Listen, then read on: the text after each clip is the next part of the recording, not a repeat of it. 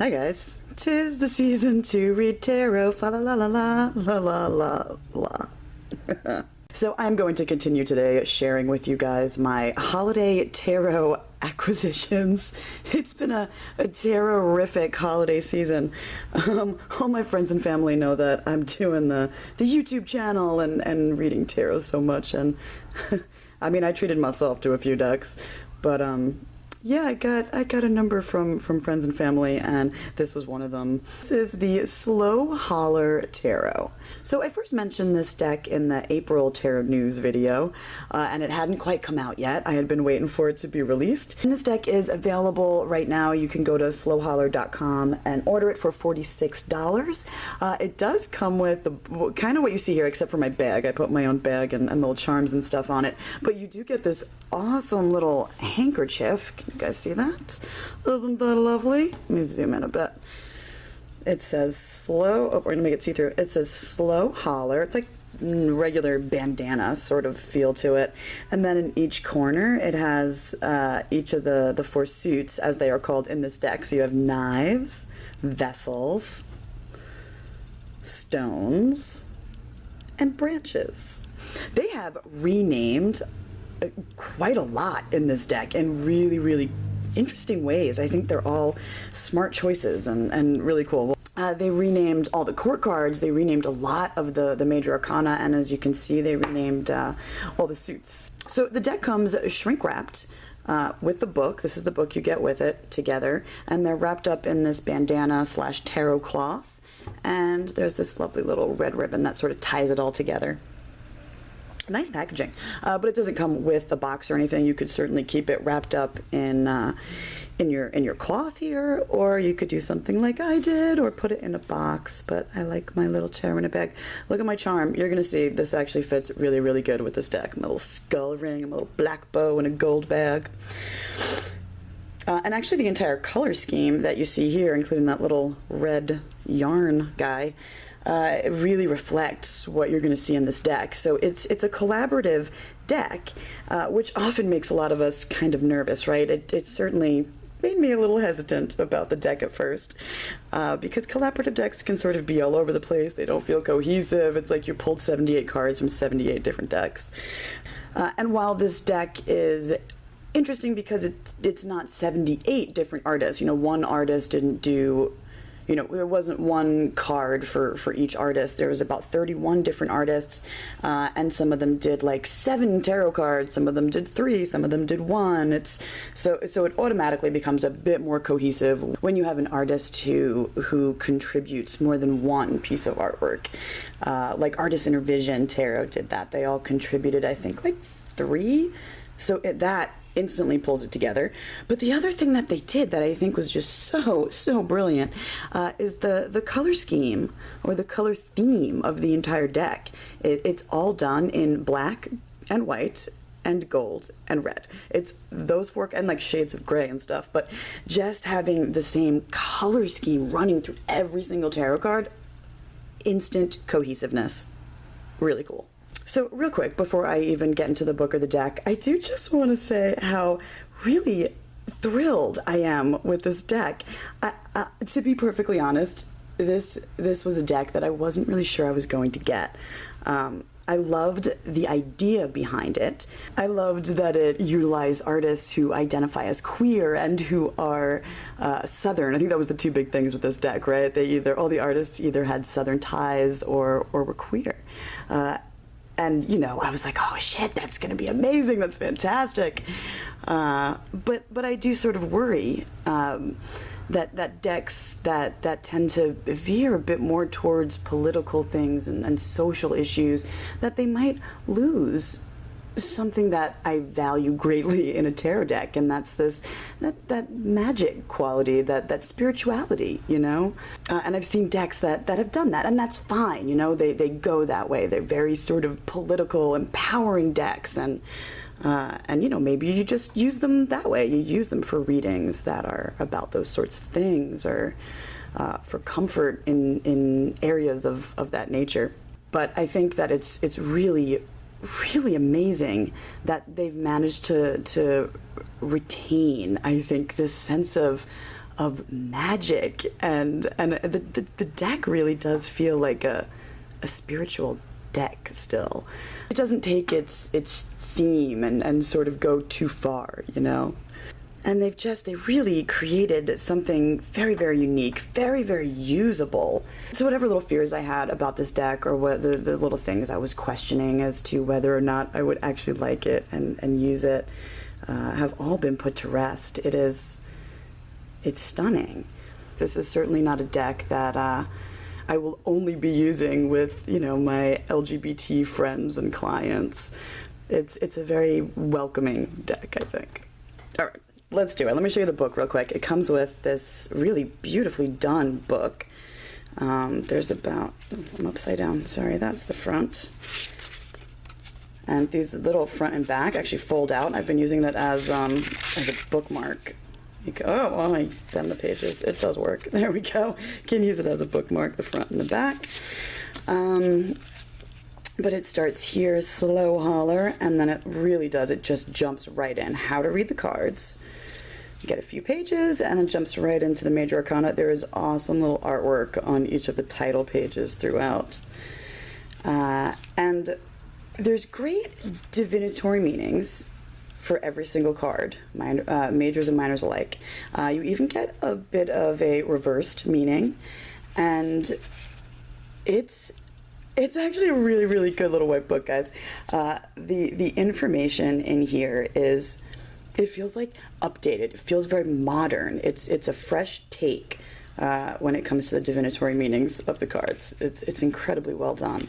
I'll read you one in a second.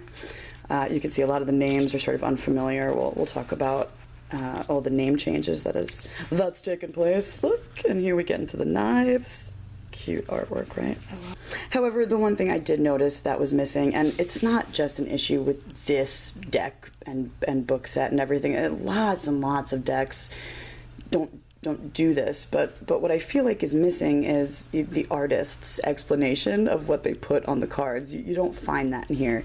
It won't talk about their cards' specific imagery. So this is the Ace of Knives, and it just talks about divination with the Ace of Knives. What the card means, what it means in a reading, and in general, and reversed.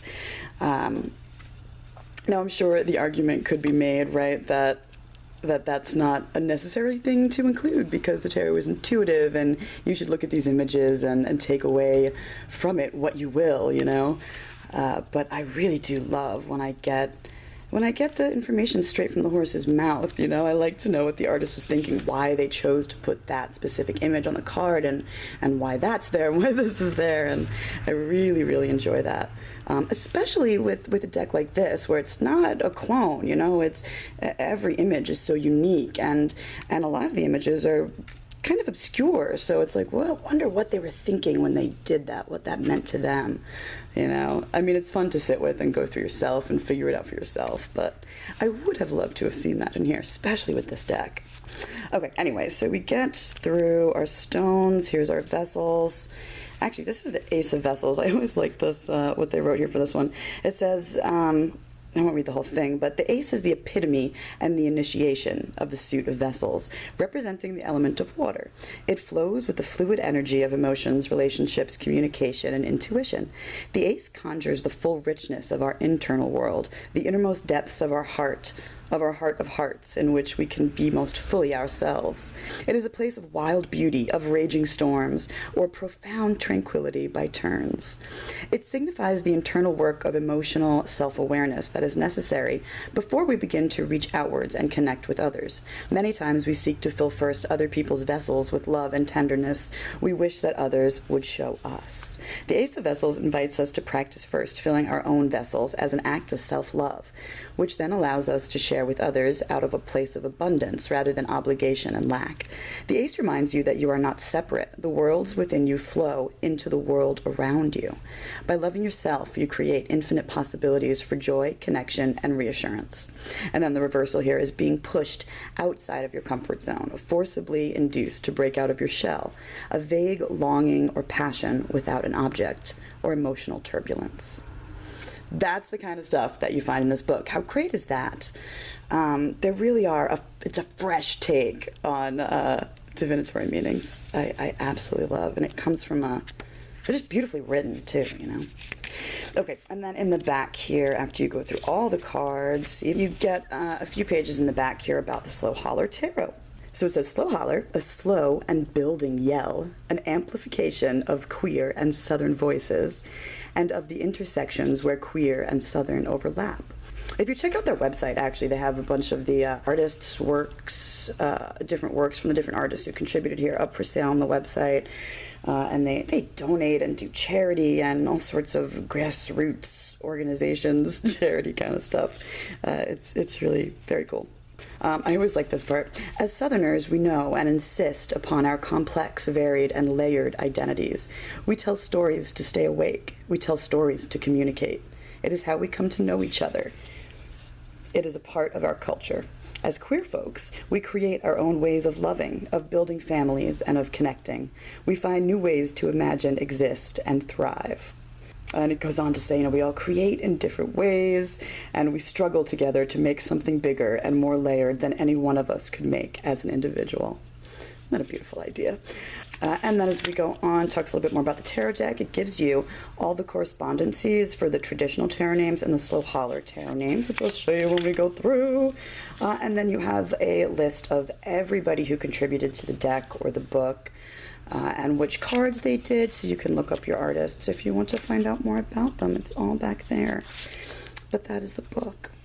You know, I gotta say, it was for me personally more the queer kind of side of things that drew me to this deck. But the more I thought about it, because I'm literally a Yankee, guys. I am straight out of New York. The South has always felt a bit foreign to me, and I think I had a lot of, like a lot of us do, you know, those Southerners, man, they get a bad rap, don't they? It's like they're all homophobic, Bible-thumping rednecks or something, full of hate. But my dad recently, well, years ago now, moved to South Carolina, and I've spent a lot of time down there and in Florida and traveling around a little bit, and I am obsessed with the South a little bit. It feels like a whole nother world. I love a lot of the music, you know, Southern rock. Oh my God, there's so many good bands that come from down there. A lot of my favorite TV shows take place in the South and explore that. So yeah, while I'm not a Southerner, I don't think that this deck is actually. This deck certainly doesn't feel like it's made only for gay people and Southern people. You'll see as we go through, it's got a great universality to it. Okay, just so you know, I did edge my deck in gold already. When you, if you ordered it now, you'd have like those stark white sides.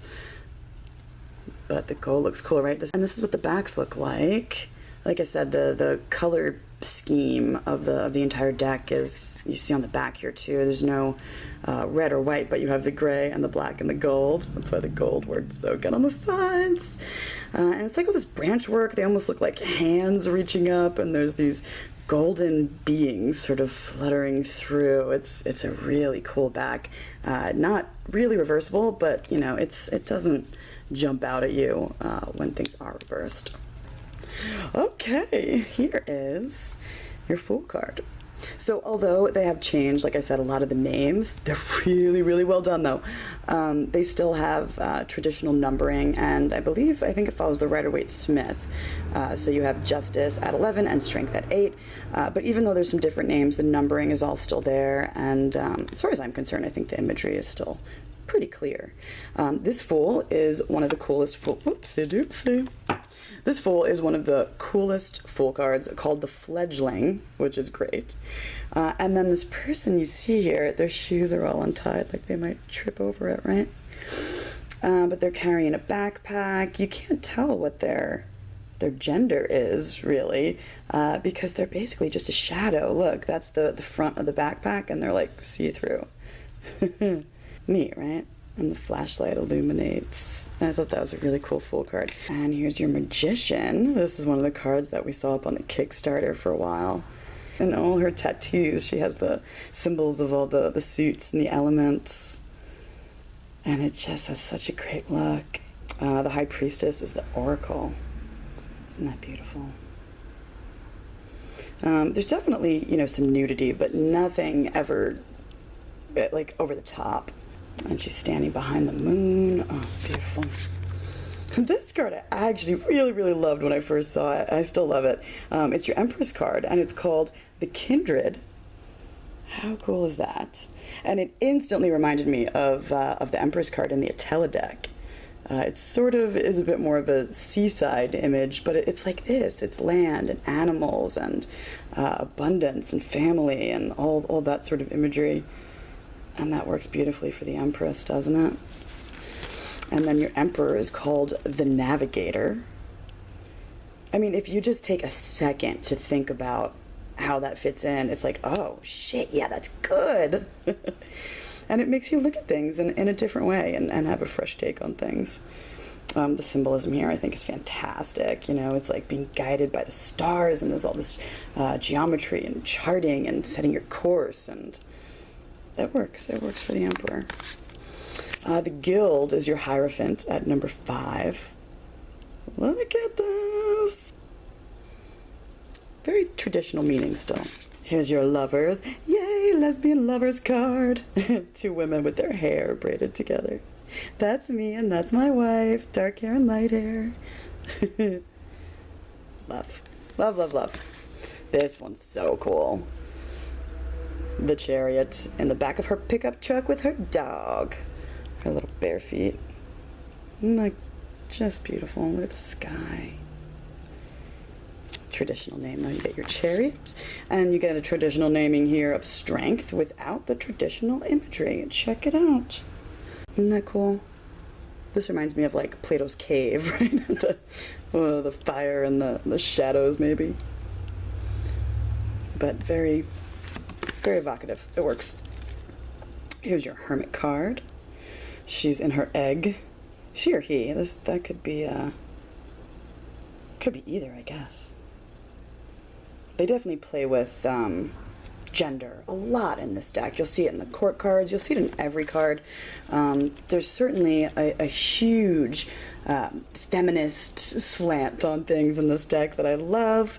A lot of androgynous figures, a lot of hairy-legged women, which I find so refreshing.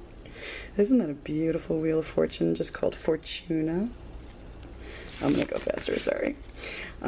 Intersection for Justice. Check that out. Isn't that neat? Like, gold is just gorgeous. But you got some, like, photo manipulation, collaging going on, all different things. And then you have ones that are just more drawn and almost a little digital looking like this. I have no idea how they create these things, sorry.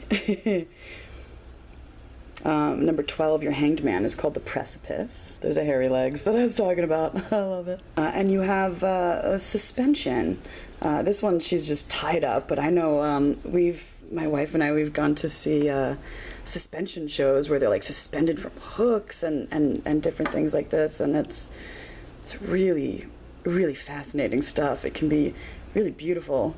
And, you know, they say they go into, like, these, like, a meditative state when those things are happening. You know, the pain sort of gets you there, and that you don't even feel it at a certain point. You're just free and suspended. It's interesting. Cool stuff. Here is your Death card. Isn't that gorgeous? Very simple. And number 14, Temperance, is called the Alchemist. How cool. Do you see what I mean? This is a fucking magical deck. It's very spiritual. It's very esoteric. It's managed to combine so much cool stuff. There's your Devil. I wasn't really a huge fan of the Devil card. This is another one that I saw pretty early on, and made me sort of wonder what direction the deck was going to go in. But I think it works. This is your Tower card. Number 16 is the Storm. How good is that? It's just a mess. It works. This is a card I had to sit with, and I have come to really, really like this card. Very simple. Spotlight, it feels like. Ah, look at this moon card. It doesn't have a lot. I mean, there's a few classic occult symbols scattered throughout the deck, but it doesn't rely heavily on that sort of thing. You just get, I don't know, like these new symbols. They've created new symbols for the tarot, and it all works. You have a two-headed snake here, a full moon and a new moon, and a red moon up there. Is that maybe? I don't know. Really cool though. Oh, and the sun card is delightful. Look at that. I have like a pheasant running through with her beautiful feathers and a blooming bright flowers. Bright red background. This is your judgment card called Awakening at number 20. Isn't that mysterious? Oh, I love the eyes. And the World card. Another one I adore. Look at that. The Ouroboros, the snake around here, can you see that? He actually has, I mean, you only see the two eyes, but the one on top is like looks like a third eye. And you have the two interlocking three-dimensional triangles, your Merkaba. And then there's symbols of each of the seasons and their corresponding elements in each corner. All right, guys, on into our Minor Arcana. Here is your Ace of Branches. Branches, it's a finger. Here's your Three of Branches. Right? I feel like when I heard that it was going to be a Southern queer deck or something, it just, my mind went off into some sort of strange places. Like it was gonna get very political or something, and it does a bit, but it's a beautiful modern tarot deck. Look at that. The rib cage and the honeybee symbolism. And you got a little critter down there for the 4. It's like a fresh take on the tarot. Look at, none of this looks like Rider-Waite-Smith. Now, for most of the Minor Arcana, they went with this utilizing the branches as the symbolism. You know, the wands, the cups. They're not necessarily scenes taking place, but there's, you know, there is still something going on each card. Look, the 6 of Wands, she's standing up there, and there's a little dog over there, and those little critters from the back of the cards are actually fluttering about. And you still get this great sense of victory, and it's cool. Here is your 7 of Branches. It's cool how cohesive it is, right? They all fit together. This one's hands. I don't think there's a single boring card in here. Some are a bit more elaborate than others, but 9 of Branches. Isn't that cool? Looking up at a tree, kind of. And your 10 of Branches. It's cool because it's not like super girly deck. There's something very tough and kind of masculine even, I think, about this deck. I really, really like that. Okay, so here's where we see some big changes again. This is your Page of Wands, or Student of Branches. All the pages are students. Gender, really, throw it out the window here, which is so nice and refreshing. You will see in the court cards, sometimes you'll see people, sometimes you won't see people. If it's a knight, sometimes it'll be a girl. The page here is a girl. Like, you know, it doesn't, they're all over the place, and it's fantastic. Your knights are all travelers. Absolutely love this card. Isn't that cool? It's like a deer or something, probably, without his head, or his head is like a tree trunk. There's so much to sit with here. Okay, so here's where I got very confused at first. When you get this deck, the ordering of the cards is not how I have it here. It's actually like this. So you'd have your king, called your architect here, followed by the queen, your visionary. Now, I had assumed at first that they had the cards in a traditional ordering. So when I saw this card, I thought I was looking at the King of Branches, because the names are so different.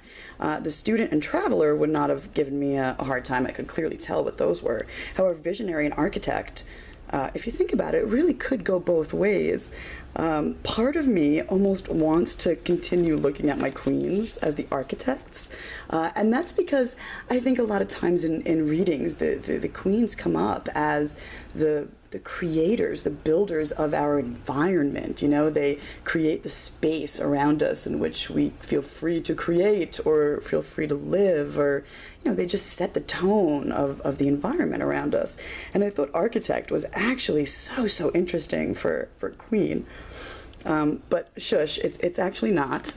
Your queen is technically visionary, which really does work too. It does. But I might play around with switching those two because they don't have classic associations anyway. But anyway, this is your queen, visionary of branches. And this is your king, architect of branches. There's a little face in the fire down there. Isn't that neat? They're very intuitive cards, I think. There's a lot of freedom for you to interpret in cool ways, other than the mason jar. 2 of vessels. 3 of vessels. Isn't that a pretty card? Oh, your 4. Look at this one. I love this card.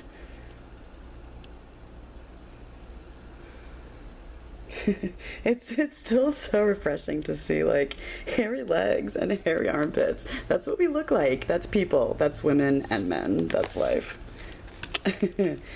Honestly, you know, if you have someone like, I mean, you guys don't know my mom, and she's very cool and everything, but that kind of stuff would, even that little bit of hairy leggedness would be a bit of a distraction for her. This is probably not a deck that I will use for my mom, but I think it wouldn't be pushing people too far out of their comfort zone. Looks like an apothecary. 6. Here's your 7. Hello there. I love so many of the chicks have like shaved heads and stuff. It's pretty badass. They look like chicks that I actually know. I love it. Here's your 8. Looking up at the moon and those jars and things hanging. Isn't that cool? This is such a pretty card too. 9. That's your 9 of vessels. Almost looks like the classic 7 of cups, doesn't it? And your 10. Very bright and geometric. Alright, here's your cups, court cards. There's your student of vessels. Heart in the jar. Oh, I love. It's a mermaid and a moon. Such a good card. And your traveler of vessels. She's holding like a fish in a bowl on her flying horse over the waves. And here is your visionary of vessels. So this would be your queen. There's a hand in her eye. Can you see that? I mean, an eye in her hand. I love her gnarly, monstrous feet. And it's like beautiful and ugly at the same time. Here's your architect of cups or vessels. And into our knives. Ace of knives. It's your 2 of knives. Isn't he cool looking? Here's your 3 of knives, or your 3 of swords. Not a classic heart being stabbed. Love. This deck almost reminds me of like something like a Wild Unknown, you know? I mean, it doesn't look like that, but it's a fresh, modern, new take on things, something different and updated, and that still kind of rings true, you know? There's nothing in here that feels forced. All the imagery is appropriate, I think. There's your 5 of knives. Here's your 6 of knives. This you don't see in all the cards. I'm not sure how many. I feel like this might be the only one. But you have like the classic Golden Dawn association here of Aquarius ruled by Mercury for the 6 of knives or the 6 of swords. They put that in there. But just this one card. It's not in all of them. Here's your 7 of knives. Oh, I love this card. Look at the look on this person's face. Isn't that neat?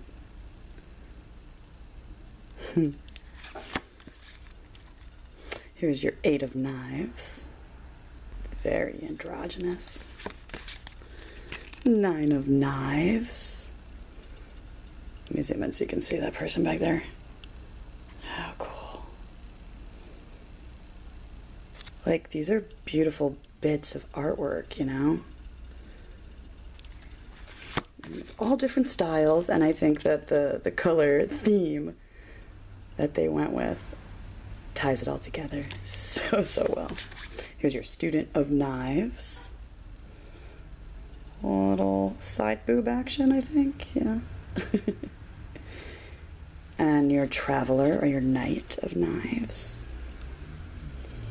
See that? You have a pocket knife sort of stabbing a heart, broken wine bottle, necklace in the mouth. Looks like intestines up here. I don't know, you can sort of read into it whatever you want. It's a fascinating image. This is certainly one of the most beautiful cards. Look at that. That's your Architect of Knives. So this is actually your king of knives. I have this in the order that it came in actually for this one, huh? But that's your king. If you look in the book too, when they talk about the ordering of their card cards, they actually do order it that way on purpose. It goes page, knight, king, and then queen. And your queen, Visionary of Knives. I like the two owls and the knives. That wisdom, Athena associations, right? Love. All right, into our last suit, your pentacles, or here your stones. Look at that great big stone being weathered. Here's your Two of Stones. Isn't that a cool balancing act with the hand and the flowers, and the butterfly? Here's your Three of Stones. And your Four, isn't that gorgeous? Like a raven or a crow. And your Five of Stones, an armadillo. See, it's little things that make you think Southern in this deck. And here is your Six of Stones. Isn't that an interesting card? I actually really like this one. A little dot with balls around it, a little flower on the outside. There's a lot there. And a very simple image. Oh, I really like this one too.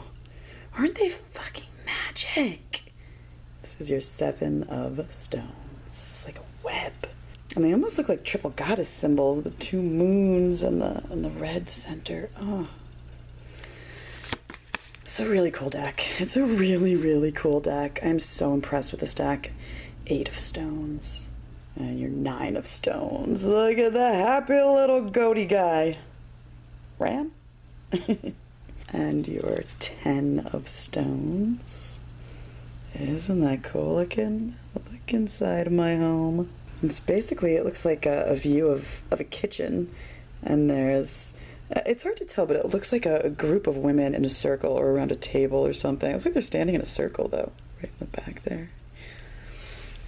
And our last quartz here is your Student of Stones. Your Traveler of Stones. And your Visionary of Stones. Your Queen with her tats and her crazy shoes that are like little houses. It's an interesting card. And your Architect, or your King of Stones. Isn't that cool? Like he just caught an asteroid or something. And then we're back to our Fool card, our fledgling. Okay, so the card stock is lovely. It shuffles lovely. They came bowed ever so slightly. Can you even see it? You can't even really see. There's a little bit of bowing, but I just keep, sort of bending them back this way and stuff, and they're fine.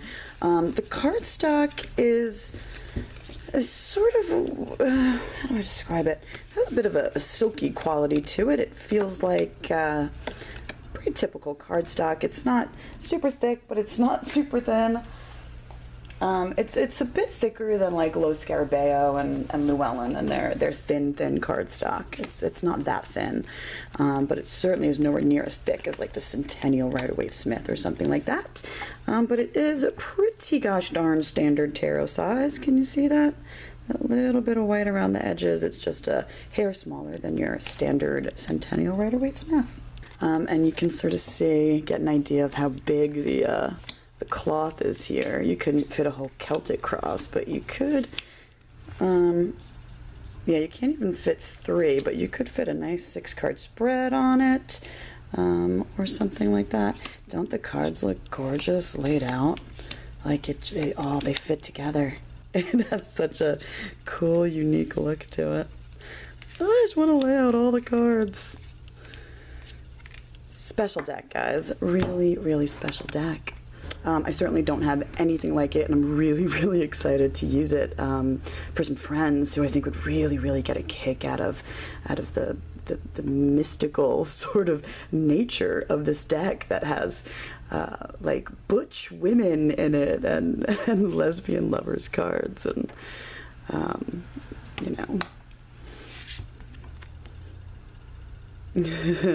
kick-ass chick in her pickup truck. Like, yeah. It looks more like the landscape of my life and the lives of a lot of people that I know, and that's really nice to see yourself reflected a little bit more in a deck. And it's beautiful. It's beautiful artwork with a beautiful message. It feels very positive, but it feels like an exploration of the self, just like a tarot deck should feel, you know? Okay, I'm done fawning over this baby. Check it out. I will put a link below to where you guys can buy yourself the Slow Holler Tarot. Take care, y'all. I'll see you soon. Mwah. Bye.